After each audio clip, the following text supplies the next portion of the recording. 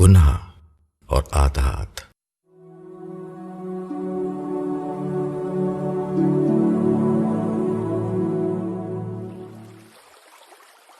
خواہشات اور مفادات گناہ کی طرف لے جانے والے بنیادی عامل ہیں، مگر ان کے علاوہ انسان کی وہ شخصی عادات بھی گناہوں کی طرف لے جانے کا ایک اہم سبب ہوتی ہیں، جو برسہ برس سے انسان کے معمولات میں غیر محسوس طریقے سے شامل ہوتی چلی جاتی ہیں۔ بارہا تو یہ بچپن کی تربیت، ماحول اور تعلیم کا ایک ایسا اثر ہوتی ہیں جن سے انسان زندگی بھر پیچھا نہیں چھڑا پاتا۔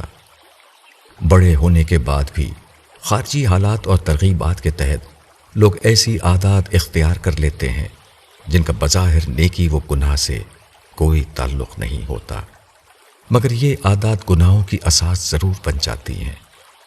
مثال کے طور پر بعض لوگ طبعاً سست ہوتے ہیں، وہ ہر کام میں سستی کرتے ہیں۔ یہ ایک بری عادت ہے، لیکن اس کا دین سے براہ راست کوئی تعلق نہیں۔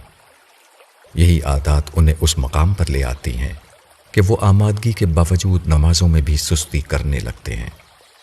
نماز کا وقت ہو جاتا ہے مگر وہ نہیں اٹھتے، اذان ہوتی ہے مگر ان کے کان پر جوں نہیں رینگتی، نماز کا وقت نکلنے لگتا ہے مگر وہ بیٹھے رہتے ہیں، یہاں تک کہ آخرکار نماز قضا ہو جاتی ہے۔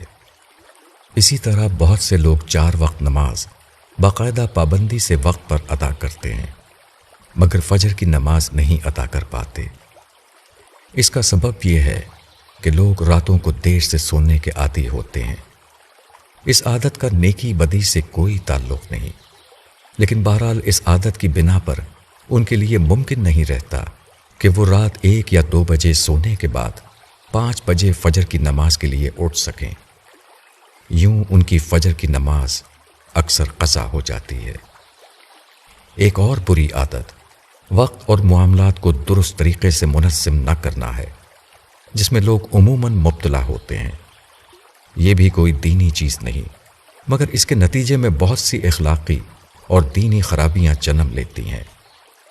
مثلاً ایسا آدمی ایک متعین وقت پر کہیں پہنچنے کا وعدہ کر لیتا ہے، مگر کبھی وقت پر نہیں پہنچتا۔ وہ اپنے ذمے کوئی کام لے لیتا ہے جو گویا کہ ایک عہد ہوتا ہے، مگر اپنی غیر منظم طبیعت کی بنا پر وہ اس ذمہ داری کو بھی نہیں نبھا پاتا۔ یوں وہ عہد و پیمان کے بارے میں اللہ تعالیٰ کی سخت ترین وعیدوں کا مستحق ہو جاتا ہے جو قرآن و حدیث میں بیان ہوئی ہیں۔ ایسی ہی عادات میں سے ایک عادت بے مقصد اور بے فائدہ طور پر بولنا ہے۔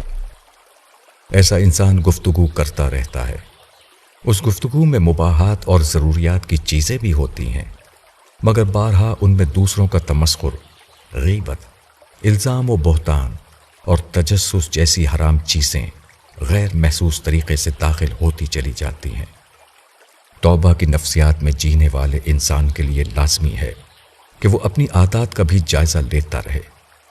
ہر وہ عادت جو گناہ اور نافرمانی کی سمت لے جانے والی ہے، اس کی اصلاح کی بھرپور کوشش کرے، اس کے لیے دوسروں کی مدد لے، اس موضوع پر لکھی گئی کتابوں کا مطالعہ کرے، اپنا احتساب کرتا رہے، اپنے لیے کچھ مطلوبہ معیارات مقرر کرے، ان کی خلاف ورزی کی صورت میں خود پر جرمانہ مقرر کرے وغیرہ۔ اسی طرح ضروری ہے کہ اپنے بچوں کی تربیت میں اچھی عادات کو شامل کرنے پر بہت توجہ دی جائے۔ عادات کی کھیتی اصل میں والدین بوتے ہیں۔ وہ اگر اس بات کی اہمیت کو محسوس کر لیں تو بچوں کی بہت اچھی تربیت کر کے انہیں اچھی عادات کا حامل ایک اچھا اور قابل قدر انسان بنا سکتے ہیں۔ یہی عادات دنیا اور آخرت دونوں میں ان کی کامیابی کی ضامن ہوگی۔